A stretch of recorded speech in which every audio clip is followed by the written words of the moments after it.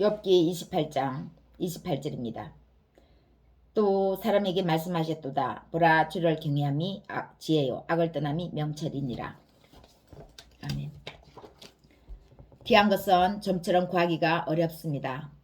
구하기가 어려우므로 값이 비싸고 값이 비싸므로 구하기가 어렵습니다. 그러나 아무리 값이 비싸도 구할 수 있는 것이 있지만 값을 아무리 많이 쳐줘서 사려고 해도 살 수 없는 것이 있습니다. 온 집안을 황금이나 수정이나 정금 장식품으로 꾸며놓아도 값으로 살 수 없는 그것의 발자취에는 티끌에도 못 미칩니다. 진주가 얼마나 귀합니까? 얼마나 값어치가 있습니까? 그러나 이 진주 또한 그것에는 비교할 수도 없고 값으로 살 수 없는 그것에 전혀 못 미친다는 것입니다. 28장 내용이 바로 이 말씀입니다. 값으로 살 수 없는 그것, 지혜와 명철입니다. 이 지혜와 명철이 나오는 곳은 어디입니까? 또 머무는 곳은 어디입니까? 오늘 이 두 가지를 하나님의 말씀에서 하나님의 음성을 듣고자 합니다. 들을 귀가 있어서 들을 수 있는 하나님의 은총이 우리 모두에게 있으시기를, 여러분에게 있으시기를 예수님의 이름으로 축복합니다. 먼저 본문의 욥은 당대의 부자였습니다. 여호와를 경외하는 명문 중에 명문가였습니다. 어려운 자라는 거죠. 그러나 하루아침에 그는 모든 것을 잃습니다. 재산과 아들, 딸을 한꺼번에 다 잃습니다. 그럼에도 불구하고 욥은 자신이 경외하는 여호와를 원망하지 않고 오히려 주신 이도 여호와시요 거두신 이도 여호와시니 여호와 이름이 찬송을 받으실지어다, 이렇게 찬송합니다. 어려움을 당한 욥을 저 멀리서 3명의 친구가 위로하려고 옵니다. 그러나 그의 친구들은 불난집에 부채질하는 말들만 합니다. 불난집에 오히려 기름을 붓는 것이었죠. 네가 입을 다물지 못하겠느냐? 어려움을 당한 네가 무슨 할 말이 있는 것이냐? 하나님이 괜히 너의 집을 폐허더미로 썰어버렸겠느냐? 네가 무슨 악한 것이 없다면 네가 그렇게 몸에 병이 들게 했겠느냐? 그러니 너는 네 잘못을 인정하고 네 잘못을 하나님 앞에 토로하고 회개하라. 이런 위로의 말이었습니다. 위로가 되겠습니까? 새 친구의 끝없는 말 논쟁에 욥의 마음은 불붙는 것만 같았습니다. 왜냐하면 자신에게 무슨 감춰진 죄가 있는지는 모르겠지만 자신이 생각하기에는 우선 그것과 자신의 마음속까지 자신은 하나님께 범죄한 것이 없다고 생각했기 때문입니다. 바로 욥의 이 부분입니다. 그가 하나님께 논쟁하는 것은 알고 싶다는 것이었습니다. 도대체 왜 자기가 이렇게 지옥 같은 늪에서 헤어나지질 않는 것인지. 하나님은 분명 아시는데 무슨 이유가 있으신데 왜 말씀이 없으시는지, 왜 침묵하시는지, 자기가 알지 못하는 무엇이 있다면 그것을 말씀해 달라는 것이었습니다. 분명 우리가 알 수 없고 알지 못하는 그것을 알 길이 없습니다. 욥의 답답함이 바로 이것이었고 하나님 앞에 토로하는 것이었습니다. 그런데 욥은 자신이 값으로 매길 수도 값으로 살 수도 없는 그것, 지혜와 명철을 자신은 갖고 있다고 생각하는 것 같습니다. 그 지혜와 명철이 자신이 경외하는 여호와께로부터 자신은 받았다고 확신하고 있는 것이죠. 그래서 폐허더미에 앉아서 몸을 끓고 있는 욥에게 기름에다 불을 붙이는 격인 3명의 친구들의 그 논쟁에 끊임없이 반론하고 또 반론하는 욥이었습니다. 하나님의 지혜와 명철은 인간의 범죄와 또 상관이 있으면서 그 지혜와 명철을 주시지만 또 범죄와 상관없이 하나님이 일방적으로 지혜와 명철을 주시기도 하십니다. 욥이 말합니다. 지혜가 어디서 나오느냐? 주를 경외함으로부터다. 명철은 어디서 나오느냐? 악을 떠남으로부터다. 주를 경외한다는 그것 자체가 이미 지혜를 갖고 있는 것이죠. 지혜를 갖고 있으면 하나님은 선하심으로 하나님은 선이시기 때문에 악을 미워한다는 것을 알게 됩니다. 그러면 점점 악으로부터 떠나게 되는 거죠. 악으로부터 떠나는 그것이 바로 인간에게 명철이 있게 되는 것입니다. 훗날 이런 욥에게 하나님은 응답하십니다. 네가 지혜를 가졌고 명철이 있다. 내가 그것을 너에게 주었다. 그러나 또한 내가 너를 조금 책망하겠노라. 그러면서 책망하는 것이 무엇입니까?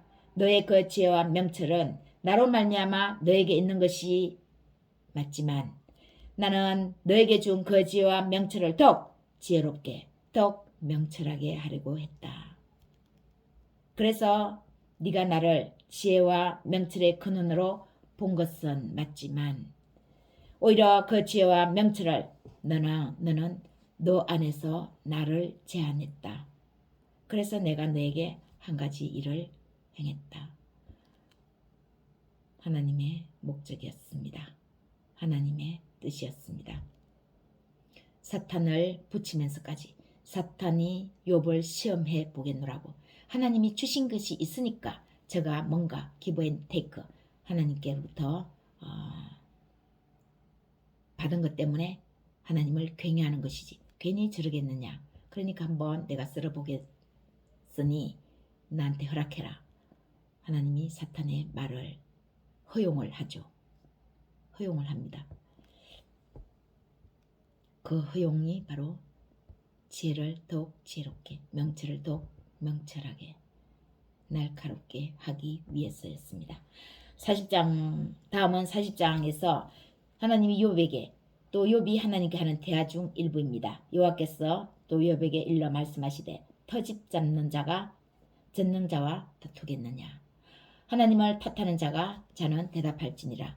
욥이 여호와께 대답하여 이르되 주께서는 못하실 일이 없사오며 무슨 계획이든지 못 이루실 것이 없는 줄 아오니 무지한 말로 이치를 가리는 자가 누구니까. 나는 깨닫지도 못한 일을 말하였고 스스로 알 수도 없고 헤아리기도 어려운 일을 말하였나이다. 내가 말하겠사오니 주는 들으시고 내가 묻겠사오니 주여 내게 알게 하옵소서. 욥의 세 친구들을 하나님은 마지막에 책망합니다. 잘못되었다고. 욥한테 그렇게 위로하는 거 잘못이라고 용서를 빌라고 합니다. 그러나 또 욥이 이렇게 내가 무슨 잘못한 것도 없는 것 같은데 나는 여호와를 잘 경외하고 있었는데 왜 나한테 이런 어려움이 이런 고난이 왔습니까? 차라리 저 서울로 내려가게 하지. 이거는 살지도 죽지도 않고 오히려 너무 괴롭습니다. 하나님 말씀하여 주시옵소서 하고 하나님 앞에서 논쟁하는 알고 싶어하는 이 욥을 하나님은 책망하시죠. 그러나 책망하시는 것이 오히려 하나님은 또 이것을 기뻐하신 결과입니다. 내가 주께 대하여 귀로 듣기만 하였사오나 이제는 눈으로 주를 배움나이다. 그랬습니다. 욥은 분명 여호와를 경외함으로 인해 하나님의 지혜와 그 명철함을 갖고 있었습니다. 그러나 하나님은 인간이 갖는 한계를 잘 아시기에 욥에게 주신 지혜와 명철이 욥의 한계 안에서 제한되었음을 보시고 안타까워하셨습니다. 그래서 하나님은 욥에게 있는 지혜와 명철을 더욱 빛나도록 하시고 싶으셨는데 그것을 받는 과정이 욥에게 닥친 쓰라린 아픔이었던 것입니다. 시편 119편 71절에서 고난당한 것이 내게 유익이라 고난당함으로 내가 주의 율례를 배웠나이다 라고 다윗이 고백합니다. 다윗 또한 고난을 통해서 하나님의 말씀을 진정으로 알게 되었다는 거죠. 하나님의 말씀을 깨닫는 은혜를 받았다는 것입니다. 하나님이 인간에게 주신 선물이 있다면 가장 최고의 선물이 있다면 그것이 무엇일까요? 하나님이 인간에게 주신 선물 그것은 고난입니다. 아니 어떻게 고난이 최고의 선물이라고 할 수 있나? 인간이 하나님께로 가까이 다가가는 그 길이 고난을 통해서라는 것입니다. 그러면 고난을 당하지 않으면 하나님의 뜻을 알 수 있는 그 길이 열린다는 것입니까? 아니라는 거죠. 예수님도 십자가를 통해서 부활의 영광을 얻으셨습니다. 하나님은 인간이 고난을 겪음으로써 하나님을 진정으로 경외하게 되고 또 그 경외함으로 명철하게 되는 은혜를 우리 인간에게 내려주셨습니다. 히브리서 12장 6절에서 8절입니다. 주께서 그 사랑하시는 자를 징계하시고 그가 받아들이시는 아들마다 채찍질 하심이라. 너희가 참음은 징계를 받기 위함이라. 하나님이 아들과 같이 너희를 대우하시나니 어찌 아버지가 징계하지 않는 아들이 있으리요. 징계는 다 받는 것이거늘 너희에게 없으면 사생자여 친아들이 아니니라. 죽은 사람에게 죽은 아들에게 아버지는 징계하지 않습니다. 훈계하지 않습니다. 죽었는데 더 이상 가망이 없고 희망 자체가 0%인데 무엇을 징계할 수 있겠습니까? 훈계하겠습니까? 살아있는 사람에게 징계를 합니다. 또 친아들이 아니면 훈계를 하겠습니까? 잘못되었다고 징계를 하겠습니까? 친아들이 아닌 남의 아들을 훈계하고 징계하면 욕먹기가 십상입니다.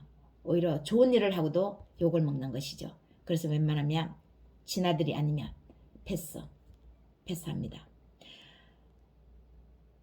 하나님의 자녀이면 그러면 당연히 하나님의 자녀에게는 이런 징계가 있다는 것이죠. 고난 당한 것이 내게 유익이라. 고난 이꼴은 영광이라는 것입니다. 하나님의 영광이 우리에게 임하는데 하나님은 그 영광을 고난이라는 보따리를 내려주시는 것입니다. 그 고난의 보따리를 우리가 피하지 않고 정면으로 지혜롭게 맞서서 잘 해결해 나가면 그것이 고난이 아니고 영광이었다는 사실을 알게 되는 것입니다. 욥은 하나님을 경외함으로 지혜와 명철을 갖고 있었지만 그것이 하나님의 창조의 세계에 비하면 하나의 물방울 정도였습니다. 그러나 우리는 어리석게도 그것이 다인 것처럼 생각할 때가 참 많습니다. 욥은 생각하기를 마치 그 지혜와 명철이 다인 것처럼 머무르려 했습니다. 현실에 안주하려 했습니다. 쭉 그대로 앞으로도 살아가면 된다고 생각했습니다. 하나님은 욥을 사랑하셨습니다. 그래서 욥에게 아직도 지혜와 명철을 더 반짝반짝 빛나도록 하고 싶으셨습니다. 욥의 지혜와 명철은 무엇이었습니까? 주의 음성을 듣는 정도였습니다. 그러나 주의 징계하심을 통해 아픔을 겪은 욥이 받은 지혜와 명철은 무엇이었습니까? 그에게 나타난 아픔을 겪은 그에게 나타난 하나님은 어떤 분입니까? 음성으로만이 아닌 직접 눈으로 보는 그런 하나님을 만난 것이었습니다. 하나님의 창조의 세계와 역사를 귀로 듣고 눈으로 보는 더욱 넓은 세계관을 욥이 갖게 된 것입니다. 어렴풋하게 남아 보였던 것이 확실하게 보여졌습니다. 고린도전서 2장 8절에서 10절 말씀입니다. 이 지혜는 이 세대의 통치자들이 한 사람도 알지 못하였나니 만일 알았더라면 영광의 주를 십자가에 못 박지 아니하였으리라. 기록된 바 하나님이 자기를 사랑하는 자들을 위하여 예비하신 모든 것은 눈으로 보지 못하고 귀로 듣지 못하고 사람의 마음으로 생각하지도 못하였다 함과 같으니라. 오직 하나님이 성령으로 이것을 우리에게 보이셨으니 성령은 모든 것 곧 하나님의 깊은 것까지도 통달하시느니라. 인간이 한치 앞을 내다볼 수도 없는데 1시간 뒤에도 알 수 있는 인간이 자기 자신의 상태를 알 수 없는데 어찌 하나님의 깊은 것을 통달할 수 있겠습니까? 하나님의 지혜가 아니고서는 통달할 수 없는 것이죠. 성령을 통해서 통달할 수 있습니다. 이 성령이 바로 하나님의 지혜를 우리에게 가져다 주는 것입니다. 지혜가 더욱 그를 명철하게 만들었습니다. 명철이 뚜렷해지므로 무엇이 악인지를 확실하게 알게 되었습니다. 악을 처음부터 그래서 모양이라도 이제 버리게 되는 그런 은혜를 얻은 것입니다. 알지 못하는 것이었는데 자신이 알고 있는 것에 논쟁하는 그것이 악입니다. 하나님이 말씀해 주셨습니다. 논쟁하는 것, 우리가 그 논쟁이 알려고 하는 그 논쟁이 그것은 결국은 오히려 하나님 앞에 악이었다라는 것이죠. 그러나 하나님은 그렇게 했으라도 우리가 하나님께 더 가까이 다가오기를 원하십니다. 책망을 받지만 책망을 통해서 더욱더 하나님의 지혜와 명철을 받는 것입니다. 책망이 두려워서 하나님께 더 가까이 다가가는 것을 포기하면 안 되는 것입니다. 욥은 더 이상 말문이 닫혔습니다. 깨닫는 순간 말문이 닫혔습니다. 욥의 회개는 하나님의 더 높은 지혜를 얻음으로 명철해짐으로써 일어난 하나님의 영광이었습니다. 그의 말문이 닫힌 것은. 그런 욥에게 하나님은 이전 소유보다 갑절이나 다시금 부어주셨습니다. 욥이 구한 것은 결국 무엇입니까? 하나님의 지혜입니다. 하나님의 명철입니다. 하나님은 욥에게 주신 지혜를 더욱 지혜롭게, 하나님의 명철을 더욱 명철하게, 더 높은 곳까지 오를 수 있도록 밝혀주셨습니다. 넓혀주셨습니다. 지혜를 더욱 지혜롭게, 명철을 더욱 날카롭게 했더니 그 다음으로 따라오는 것이 바로 그의 아들, 딸, 재산의 그 갑절은 부수적인 상품이었습니다. 우리는 보이는 현상을 향해서 보이는 것들이 주인 줄 알고 주된 목표인 줄 알고 따라가지만 하나님은 그것이 부수적이라는 것이었습니다. 진짜 주된 것을 구하면 그 부수적인 것은 그냥 자연스럽게 상품으로 보너스로 주신다는 거죠. 진짜 주 그리스도 그분을 구해야 하는 것입니다. 사랑하는 여러분, 지혜가 왜 이토록 귀합니까? 왜 돈으로 값으로 매길 수 없습니까? 마태복음 11장 19절에서 지혜는 그 행한 일로 인하여 옳담을 얻느니라고 말씀합니다. 어인화로서의 지혜는 하나님의 자녀로 표현한 것입니다. 하나님의 자녀가 지혜이면 하나님의 아들이 지혜인 것이죠. 아들 예수 그리스도 그분이 지혜입니다. 결국 지혜는 예수 그리스도입니다. 그리스도 예수 그분이 하나님으로부터 왔으므로 하나님으로부터 말미암았으므로 하나님이 심으로 지혜가 그토록 귀한 것입니다. 그는 하나님의 본체에 있습니다. 하나님의 영광 그 자체에 있습니다. 지혜를 돈으로 값으로 살 수 없고 매길 수 없는 것이 바로 이 부분입니다.